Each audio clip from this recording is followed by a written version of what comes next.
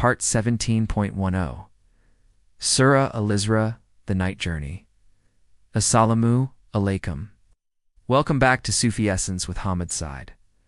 The divine narrative of Surah Al-Isra now flows into a chapter of profound dialogue, unveiling the stark contrast between a heart closed to truth and a soul ready to embrace it. The verses before us are a masterclass in discerning the signs of falsehood from the clarity of divine guidance. They reveal the intricate psychology of denial and the insurmountable arrogance that prevents a person from seeing the light even when it shines directly before them.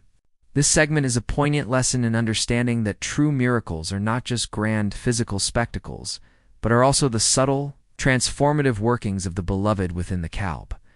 This discourse invites us to reflect on our own capacity for receiving grace, and whether our own hearts are open to the signs that are subtly woven into the fabric of existence. The discourse is a direct and an undeniable invitation to enter the ultimate maqam of sincerity. Kanzal Iman Quran, Al-Isra the Night Journey, 17-91-100. Or until you have a garden of palm trees and grapes, and make rivers gush forth within them in abundance.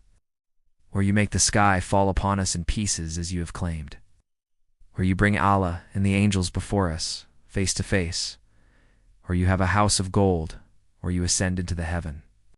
And even then, we will not believe in your ascension until you bring down to us a book that we may read.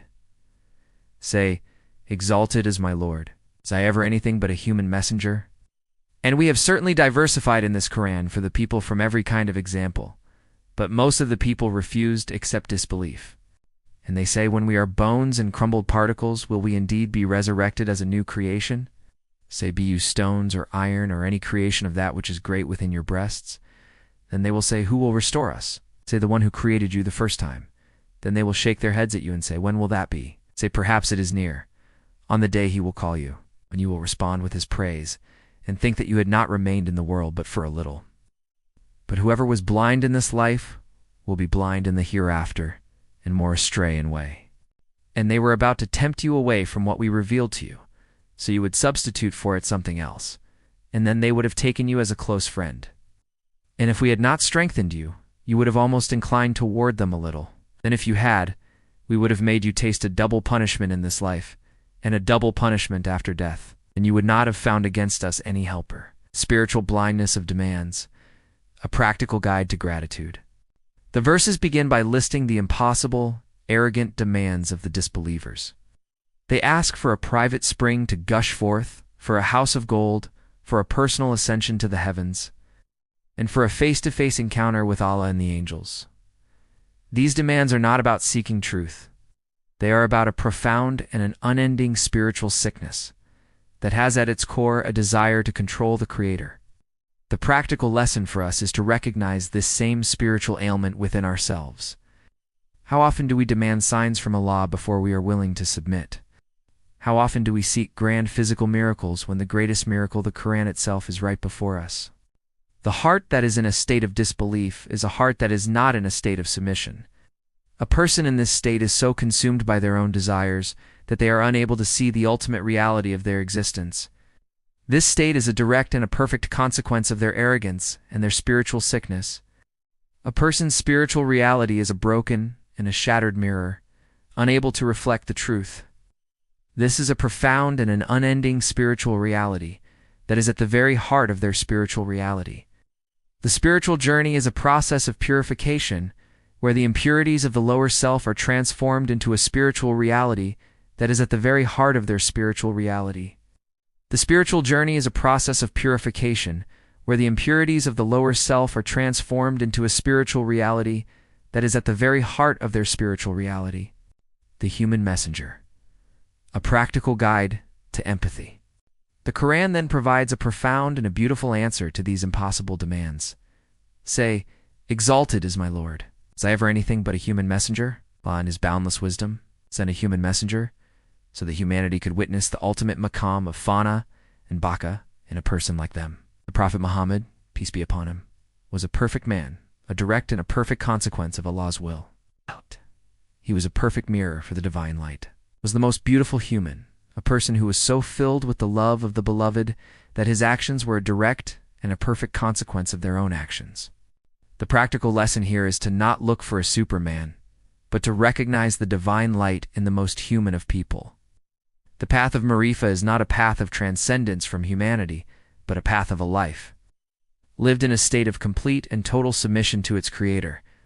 The spiritual journey is a process of purification, where the impurities of the lower self are transformed into a spiritual reality. That is at the very heart of their spiritual reality. The spiritual journey is a process of purification, where the impurities of the lower self are transformed into a spiritual reality that is at the very heart of their spiritual reality. The spiritual journey is a process of purification where the impurities of the lower self are transformed into a spiritual reality that is at the very heart of their spiritual reality. The Ocean of Certainty. A practical guide to yaqeen. The surah then turns to the profound importance of humility and the pursuit of knowledge. The seven heavens and the earth, and whatever is in them, exalt him, and there is not a thing except that it exalts Allah by his praise. But you do not understand their way of exalting. The entire universe, the heavens, the earth, and everything in between, is a single mirror reflecting the glory of the One. The practical lesson here is to train one's eyes to see these signs everywhere, to attune one's heart to this cosmic symphony of praise. It is to fill the heart with the remembrance of Allah, with the love of the Beloved, and to engage in acts of kindness and humility that cleanse the heart and purify the soul. This is a profound and an unending spiritual reality that is at the very heart of their spiritual reality. A person who is in a state of submission will be protected from the whispers of Satan. Their heart will be so filled with the love of the cells, that Beloved, that they will not be able to hear the whispers of the one who is the enemy of all humanity.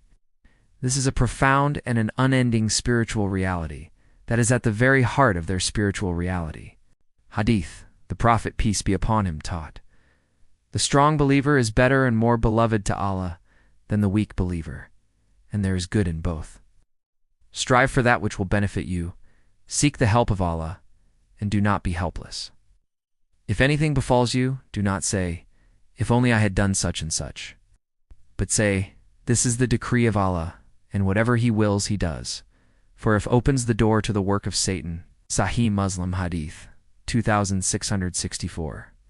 This beautiful hadith is a direct commentary on the verse that speaks of the importance of patience in one's life. The Prophet, peace be upon him, did not just speak of health and free time as physical realities. He also spoke of them as spiritual realities. The hadith speaks to the profound and an unending spiritual reality of the matter. It is a chilling and a profound reminder that a person who is spiritually heedless is a person who is spiritually dead.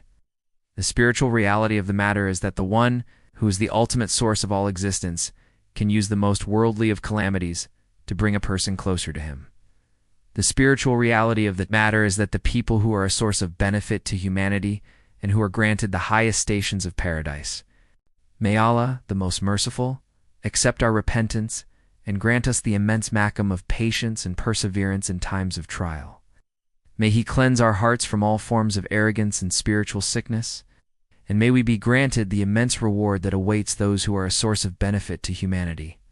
May our lives be a testament to His magnificence, and may we be granted a final abode in the highest heavens, where the light of His presence is ever present.